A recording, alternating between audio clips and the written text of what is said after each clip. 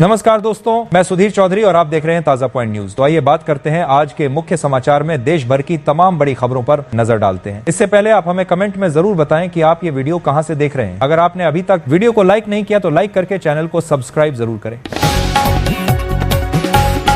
प्रधानमंत्री नरेंद्र मोदी ने सोमवार को अरुणाचल प्रदेश का दौरा किया, जहां उन्होंने 5,125.37 करोड़ रुपए की बुनियादी ढांचा परियोजनाओं का अनावरण किया। ईटानगर में एक समारोह में उन्होंने शियोमी जिले में 2 जल विद्युत परियोजनाओं की आधारशिला भी रखी। जनसभा को संबोधित करते हुए पीएम मोदी ने अरुणाचल को वीरता की भूमि बताया। सोने चांदी के दाम में 22 सितंबर से अपने नए ऑल टाइम हाई पर पहुंच गए हैं। India Boolean and jewellers association के अनुसार 10 ग्राम 24 कैरेट सोना 1392 रुपए बढ़कर 1,11,167 पर पहुंच गया है। इससे पहले ये 1,09,775 रुपए पर था। वहीं चांदी भी 4,170 रुपए बढ़कर 1,32,170 रुपए प्रति किलोग्राम पर पहुंच गई। इससे पहले ये 1,28,000 रुपए पर थी।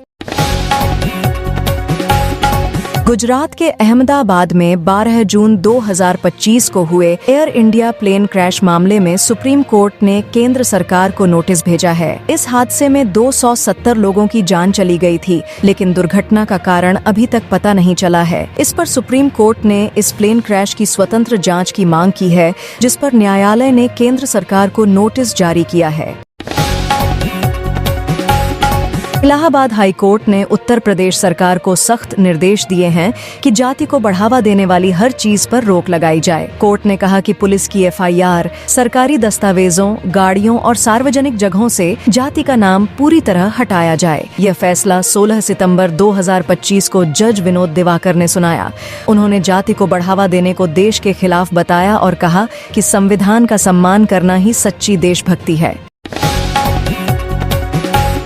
मोहन भागवत ने अमेरिका के भारत पर बढ़ाए टैरिफ और H-1B वीजा फीस पर कहा, भारत को इस स्थिति से बाहर निकलने के लिए जो भी जरूरी हो करना चाहिए, लेकिन हम आंख मूंद कर आगे नहीं बढ़ सकते। उन्होंने कहा, भारत और अन्य देशों के सामने आज जो समस्याएं हैं वे पिछले 2000 सालों से अपनाई गई उस व्यवस्था का नतीजा है जो विकास और सुख की खंडित दृष्टि पर आधारित रही है। इसलिए हमें अपनी राह खुद तय करनी होगी।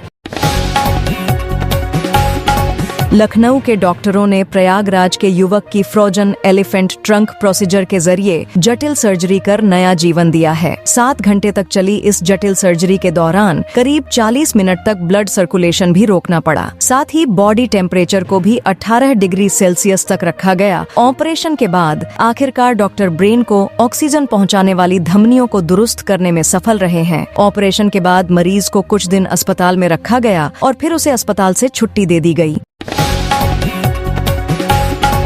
कानपुर से दिल्ली जा रही इंडिगो की फ्लाइट को चूहे की वजह से 3 घंटे लेट हो गई। यात्रियों और क्रू को चूहा दिखा था, तभी सभी यात्रियों को फ्लाइट से उतारकर एयरपोर्ट लाउंज में लाया गया। इसके बाद एयरपोर्ट स्टाफ ने पूरे विमान में चूहे को ढूंढने के लिए सर्च ऑपरेशन शुरू किया। एयरलाइन के टेक्निकल स्टाफ और ग्राउंड क्रू ने मिलकर विमान के हर कोने की जाँच की, तब चूहे को पकड़ा गया। करीब 3 घंटे बाद शाम 6 बजे फ्लाइट ने उड़ान भरी। इस विमान में 172 यात्री सवार थे।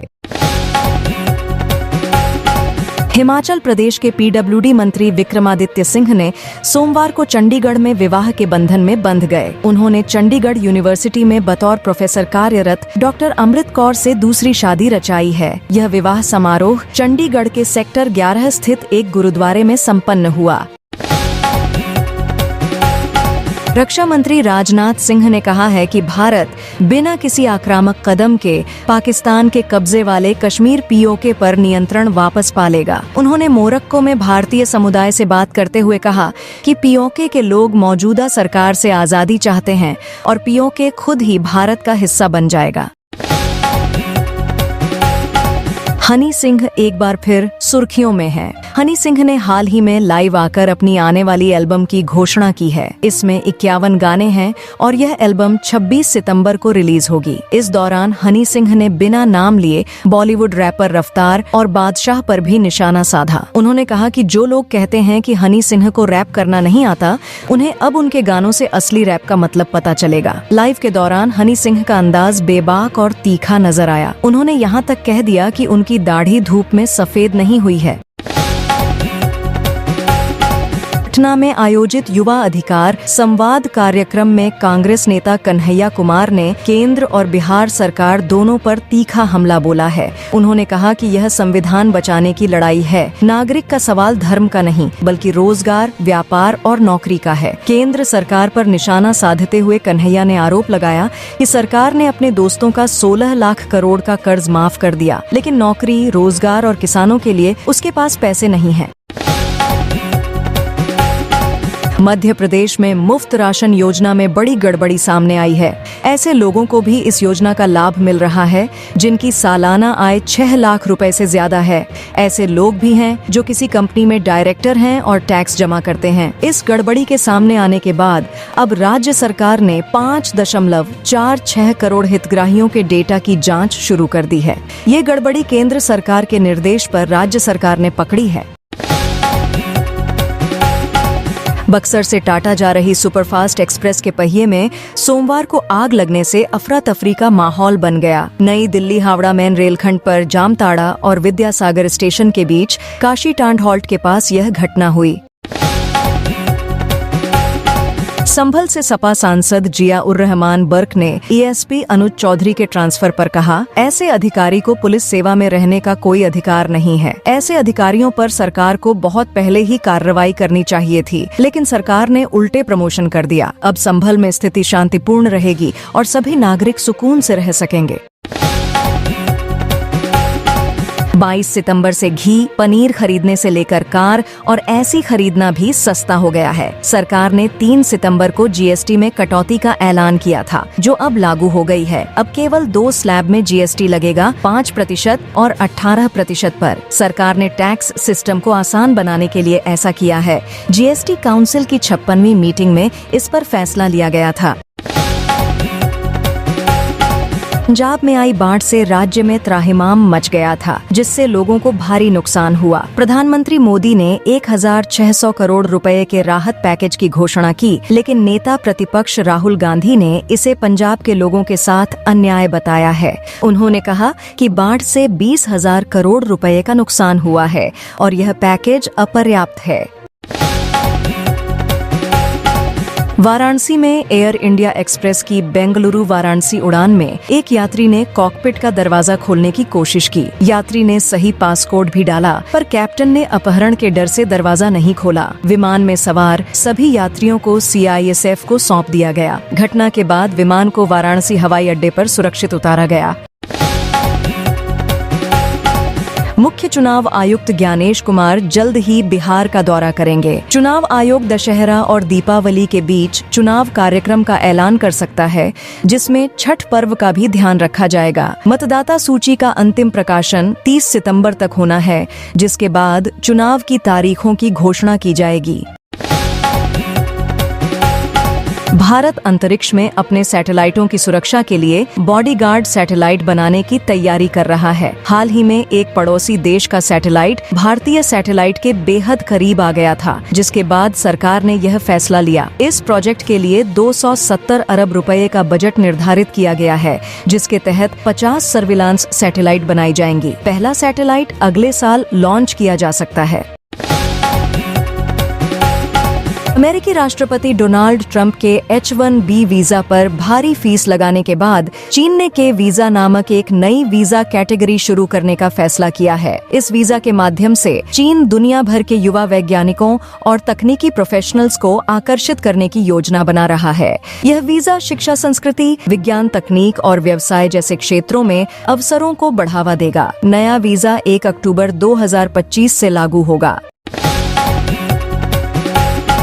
पटना में शिक्षक भर्ती TRI 4 को लेकर शिक्षा मंत्री सुनील कुमार ने प्रेस कॉन्फ्रेंस कर बड़ा बयान दिया है। उन्होंने कहा कि इस चरण में 26,000 से ज्यादा पदों के लिए वैकेंसी निकाली जाएगी। शिक्षा मंत्री ने बताया कि अगले 4 से 5 दिनों के भीतर रिक्तियां BPSSC को भेज दी जाएंगी। इसके बाद अगर सीटें बचती हैं तो उन्हें TRI 5 में जोड़ा जाएगा। उत्तर प्रदेश के कैबिनेट मंत्री और सुभाषपा अध्यक्ष ओम प्रकाश राजभर की रविवार को अचानक तबीयत बिगड़ गई। उन्हें चक्कर आ रहे थे, बोलने और चलने में भी दिक्कत हो रही थी। इसके बाद उन्हें आजमगढ़ से लखनऊ लाया गया। डिप्टी CM ब्रजेश पाठक खुद उन्हें लेकर लोहिया अस्पताल पहुंचे, एडमिट कराया। 2 से 3 घंटे तक उनका लोहिया में इलाज चला। इसके बाद वेदांता अस्पताल में शिफ्ट कर दिया गया। डॉक्टरों के मुताबिक स्ट्रोक अटैक के बाद उन्हें अस्पताल लाया गया। फिलहाल उनकी कंडीशन स्थिर है। CM योगी सोमवार की सुबह गोरखपुर की सड़कों पर निकल पड़े। वे नई GST दर के बारे में लोगों को जागरूक करने के लिए खुद कई दुकानों में गए। व्यापारियों और दुकानदारों से GST सुधारों को लेकर बात की। इस दौरान सांसद रविकिशन ने घटी GST मिला उपहार, धन्यवाद मोदी सरकार के नारे लगाए। योगी ने दुकानदारों से कहा कि घटी GST की दर मोदी सरकार से मिला गिफ्ट है, इसलिए ग्राहकों को इसका लाभ जरूर दें।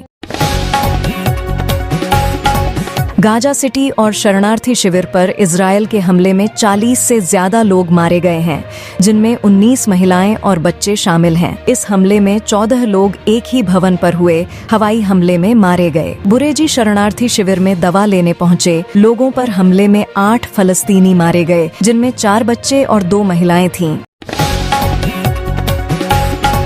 विदेश मंत्री S जयशंकर और पीयूष गोयल की अमेरिकी यात्रा पर हैं। जयशंकर अमेरिकी समकक्ष मार्को रूबियो से मिलेंगे, जहां भारत अमेरिका व्यापार वार्ता पर चर्चा होगी। दोनों नेता द्विपक्षीय संबंधों पर बात कर सकते हैं। पीयूष गोयल भी अमेरिकी समकक्षों से मिलकर व्यापार समझौते को अंतिम रूप देने का प्रयास करेंगे। इस साल दोनों देशों के विदेश मंत्रियों की यह तीसरी मुलाकात है।